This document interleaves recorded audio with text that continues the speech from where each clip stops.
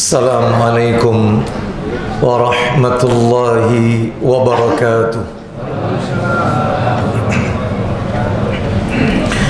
Alhamdulillah alladzi bi ni'matihi tatimmus salihah wa ashhadu an la ilaha illallah wahdahu la syarika lah wa ashhadu anna Muhammadan abduhu wa rasuluh. Ya ayyuhalladzina amanu taqullaha haqqa tuqatih wa la tamutunna illa wa antum muslimun, amma ba'du. Fa inna asdaqal hadisi kitabullah wa khairal hadi hadi Muhammadin sallallahu alaihi wasallam wa syarral umuri muhdatsatuha wa kulla muhdatsatin bid'ah wa kulla bid'atin dhalalah wa kulla dhalalatin finnar.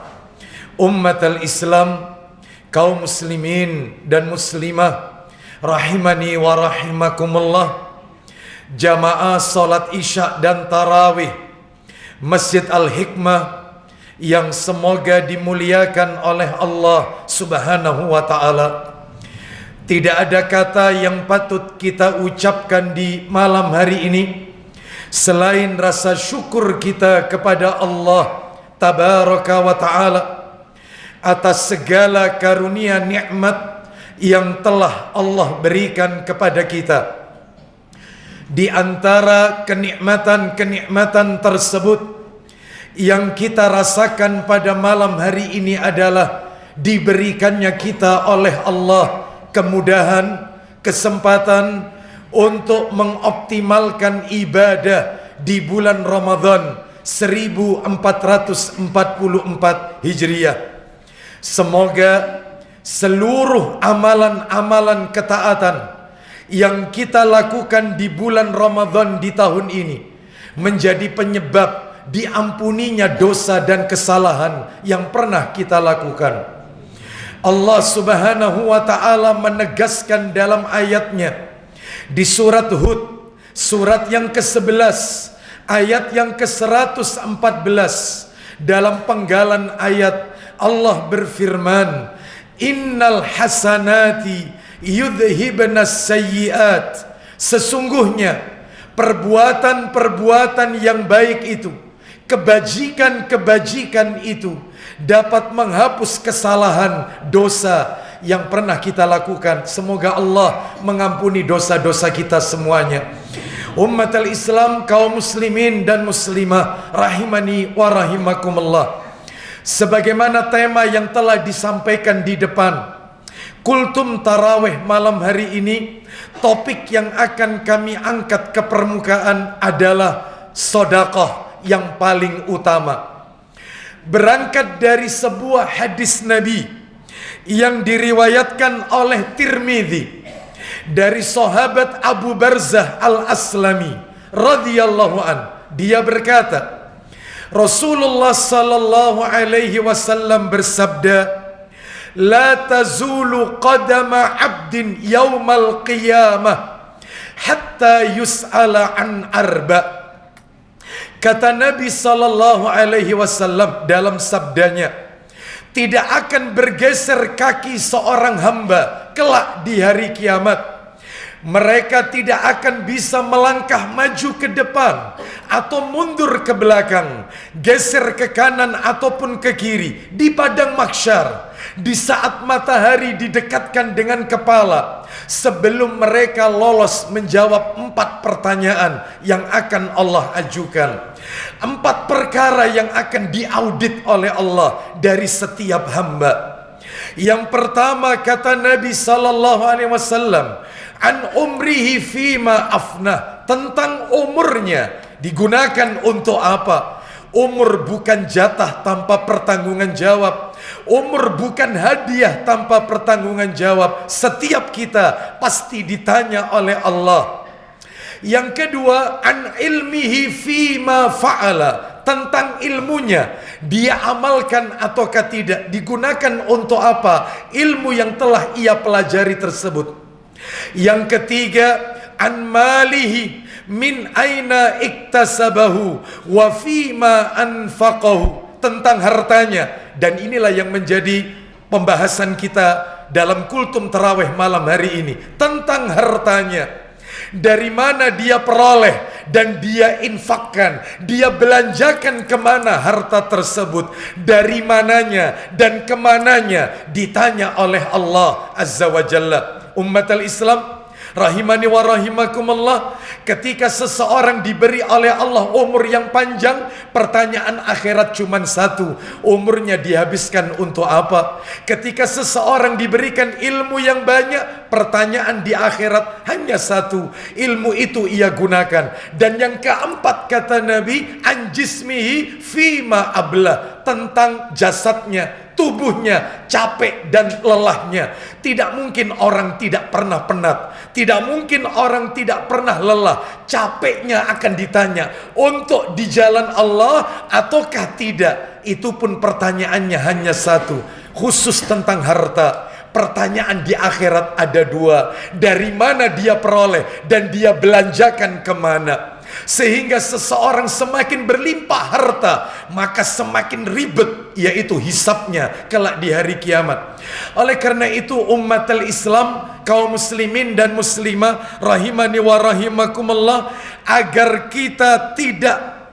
kita selamat dari pertanyaan akhirat tentang harta, mari kita simak, yaitu apa yang telah Allah Azza wa Jalla dan Rasul sallallahu alaihi wasallam tunjukkan kepada kita. Allah Azza wa Jalla di dalam Al-Quran, Rasul sallallahu alaihi wasallam dalam sabda-sabdanya yang sahih telah menuntun kita sebenarnya agar kita selamat dari pertanyaan harta. Harta itu harus kita kemanakan. Inilah yang ingin kami sampaikan malam hari ini secara ringkas dan singkat. Sedekah yang paling utama. Yang pertama ummatul Islam rahimani wa rahimakumullah, sedekah yang paling utama, sedekah terbaik adalah sedekah sirriyah. Apa itu sedekah sirriyah? Yaitu sedekah yang dilakukan secara sembunyi-sembunyi, sebagaimana disebutkan di dalam Al-Qur'anul Karim, yaitu di surat Al-Baqarah di ayat yang ke-271. Allah Ta'ala berfirman, in tubdus sadaqati fani'immahi wa in tukhfuha wa tuktuhal fuqara'a fahuwa khairul lakum. Yang artinya, jika kamu menampakkan sedekahmu maka itu baik.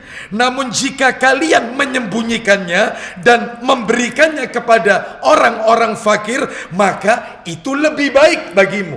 Berarti sedekah terbaik sirriyah. Bahkan sedekah yang secara sembunyi-sembunyi lebih mendekati ikhlas dan lebih selamat dari penyakit riya.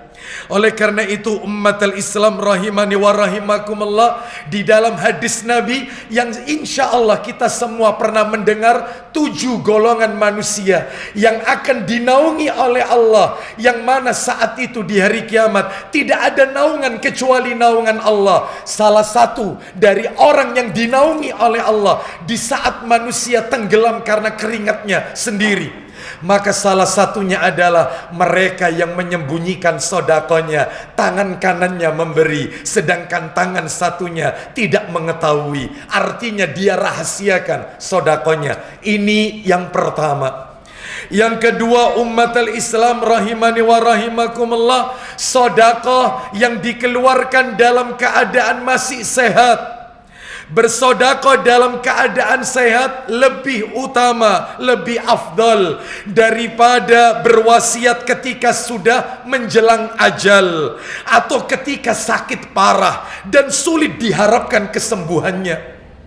Dalilnya disebutkan di dalam hadis yang diriwayatkan oleh Imam Bukhari, bersumber dari sahabat Abu Hurairah radhiyallahu an, dia berkata, ada seseorang bertanya kepada baginda Rasul sallallahu alaihi wasallam, "Ya Rasulullah, ayyus sadaqati afdal?" Wahai Rasulullah, sedekah apakah yang paling utama? Qala, maka Nabi menjawab, "Anta saddaqa wa anta sahihun harisun ta'mulul ghina wa takshal faqra." Yang artinya, engkau bersedekah dalam keadaan sehat dan berat untuk mengeluarkannya, dalam kondisi kamu mengharapkan kekayaan dan khawatir miskin, namun dia tetap ia keluarkan hartanya. Itu yang paling afdal, kata Nabi. Wala tumhil hatta idza balaghatil hulqum qulta li fulanin kadza li fulanin kadza wa qad kana li fulanin.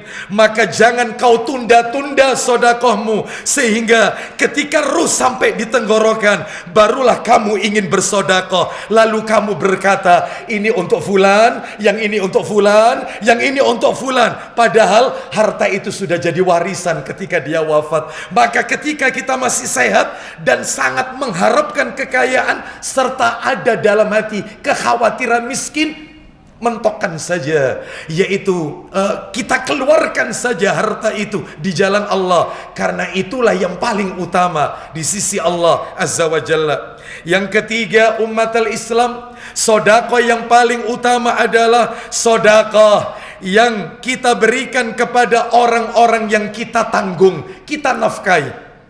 Dalilnya adalah disebutkan dalam riwayat Bukhari nomor hadis 5356 dari Abu Hurairah radhiyallahu anhu, dia berkata, Rasulullah sallallahu alaihi wasallam bersabda, khairus sadaqati ma kana an dhahri ghinan wabda biman ta'ulu. Artinya, sebaik-baik sedekah adalah yaitu setelah kecukupan terpenuhi, dan mulailah dari orang yang menjadi tanggunganmu.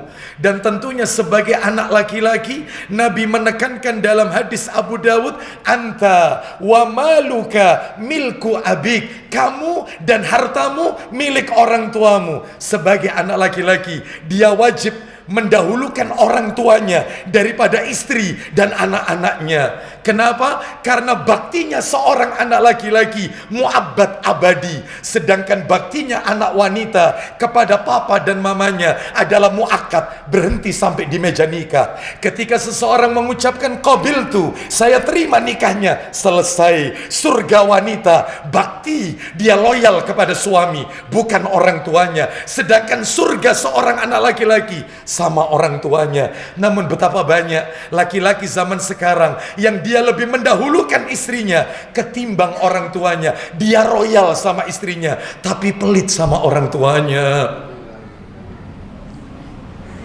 Yang keempat, sedekah yang paling utama adalah setelah orang tua untuk laki-laki, yaitu menafkahi istri dan anak, istrinya dan anak-anaknya. Dalil disebutkan di dalam hadis riwayat Muslim dari Abu Hurairah radhiyallahu anhu, dia berkata, Nabi sallallahu alaihi wasallam bersabda, dinarun anfaqtahu fi sabilillah wa dinarun anfaqtahu fi raqabah wa dinarun tasaddaqta bihi ala miskin wa dinarun anfaqtahu ala ahlika. Uang, dinar, harta yang kau keluarkan untuk di jalan Allah, uang, dinar, harta yang kau keluarkan untuk membebaskan budak, uang, dinar, harta yang kau keluarkan untuk sedekah kepada fakir miskin, dan uang, harta, dinar yang kau berikan kepada istri dan anak-anakmu, a'dhamuha ajran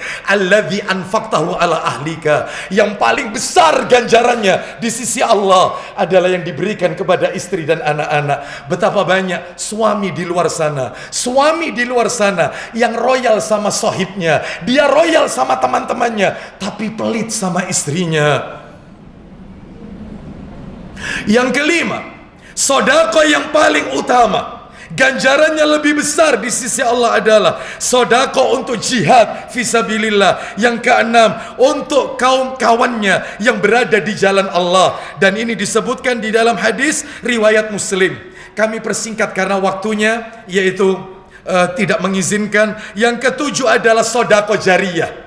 Sodako jariyah adalah sodako yang pahalanya terus mengalir meskipun dia telah wafat, sekalipun kuburannya tidak dikenali lagi, jasadnya sudah dimakan oleh bakteri pengurai, namun pahalanya mengalir ila yaumil qiyamah. Nabi bersabda, riwayat Muslim, idza matal insanu inqata'a anhu amaluhu illa min salasatin. Apabila seorang hamba Allah meninggal dunia, maka terputus semua amalannya kecuali 3, illa min sodakotin jariyah, sodako jariyah. Ada sodako yang jariyah, ada yang tidak jariyah. Ummatal Islam rahimani wa rahimakumullah. Yang kedua, au ilmin yuntafa'u bi, ilmu yang diambil orang manfaatnya. Dan yang ketiga, au waladin salihin yad'ulah, doanya anak yang saleh yang mendoakan orang tuanya. Mungkin kita bertanya dalam hati, seperti apa sodako jariyah? Maka kata para alim ulama, di antara yang bisa kami sebut, wakaf, itu sodako jariyah. Pembangunan masjid, pembangunan pondok-pondok pesantren yang dikelola sesuai sunnah, pengadaan sarana air bersih, menggali sumur yang airnya dimanfaatkan oleh banyak orang, mushaf Al-Quran yang diwakafkan, mencetak buku-buku agama yang disebarkan untuk kaum muslimin, termasuk juga diantaranya membangun rumah-rumah takfid, rumah untuk ibnu sabil, mereka yang kehabisan bekal, termasuk membangun rumah-rumah janda. Maka ini termasuk sodako jariyah yang gak akan putus pahalanya sampai yaumul akhir. Ini yang ketujuh. Yang kedelapan, ummatul Islam, sodako dengan kemampuan maksimal. Sodako dengan kemampuan maksimal. Dalilnya adalah disebutkan dalam riwayat Abu Dawud dan Ibnu Huzaimah dalam Sahih Targhib wa Tarhib dari sahabat Abu Hurairah radhiyallahu an. Dia berkata kepada Rasulullah, "Ya Rasulullah, ayyus sadaqati afdal?"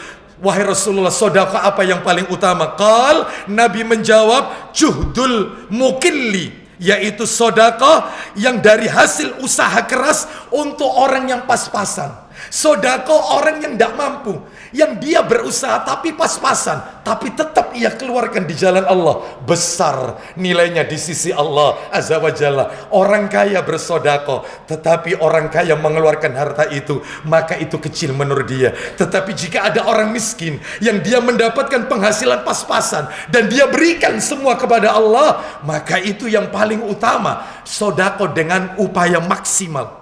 Lalu kemudian yang ke-9, umat al-Islam, dan bisa kami tutup sampai yang ke-11 karena ada 11 poin sedekah yang paling utama, yaitu yang ke-9 adalah sedekah kepada karib kerabat. Setelah orang tua, setelah istri, baru karib kerabat, dari ayah, dari ibu kita, keluarga yang tidak mampu, karib kerabat. Sebagaimana Nabi bersabda, riwayat Ibnu Huzaimah, as-sadaqatu 'alal miskin sadaqatun wa 'alal qaribi sadaqatani. Sedekah kepada orang miskin yang tidak ada kaitannya sama keluarga saudara famili kita, maka pahalanya 1. Sedangkan sedekah kepada mereka yang masih karib kerabat, masih ada hubungan nasab dengan kita, pahalanya 2, pahala sedekah dan pahala silaturrahim.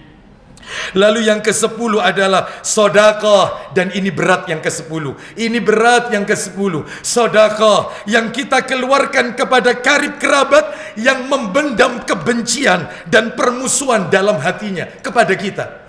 Itu justru kita beri, itu sedekah yang paling besar ganjarannya. Sebagaimana disebutkan di dalam hadis riwayat At-Tabrani dari Ummu Kulsum binti Uqbah radhiyallahu anha, dari Nabi sallallahu alaihi wasallam, beliau bersabda, afdhalus sadaqatis sadaqah ala dzirrahimil kasyih. Sedekah yang paling utama, sedekah yang paling besar ganjarannya, sedekah yang kau berikan kepada keluargamu yang menyimpan permusuhan dalam hatinya, membenci, dendam dalam hatinya. Itu kita beri, pahalanya besar di sisi Allah. Sebagai penutup, yang ke-11 adalah sedekah yang kita keluarkan di bulan Ramadan. Sedekah yang kita keluarkan di bulan Ramadan. Dalam riwayat Bukhari, Nabi sallallahu disebutkan oleh Ibnu Abbas radhiyallahu anhuma, kana Rasulullah sallallahu alaihi wasallam ajwadan nas wa kana ajwada ma yakunu fi Ramadan.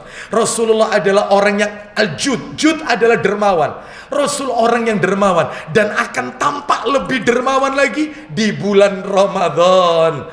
Kenapa? Sampai diibaratkan angin kencang yang berhembus. Oleh karena itu, jika kita mendengar tadi apa yang disampaikan sebelum sholat Isya, Masjid Al-Hikmah masih banyak membutuhkan yaitu dana untuk operasional seputar bulan Ramadan, maka tiba waktunya. Sedekah terbesar adalah di bulan Ramadan. Bapak Ibu sekalian rahimani wa rahimakumullah, karena di bulan Ramadan pintu surga dibuka, pintu neraka ditutup, bahkan setan-setan dibelenggu. Di bulan Ramadan ada satu malam, yaitu yang lebih baik daripada 1000 bulan, Lailatul Qadar, dan tidak dimiliki oleh bulan-bulan yang lainnya, bulan pembebasan api neraka. Oleh karena itu bersedekahlah sebanyak-banyaknya di bulan Ramadan yang mulia ini. Jangan-jangan ini Ramadan terakhir kita, yang Allah tidak memberikan kesempatan kepada kita untuk menikmati indahnya Lailatul Qadar di masa-masa yang akan datang. Semoga Allah Subhanahu wa taala mengampuni dosa-dosa kita, menerima semua bentuk amal ketaatan kita kepada Allah Azza wa Jalla,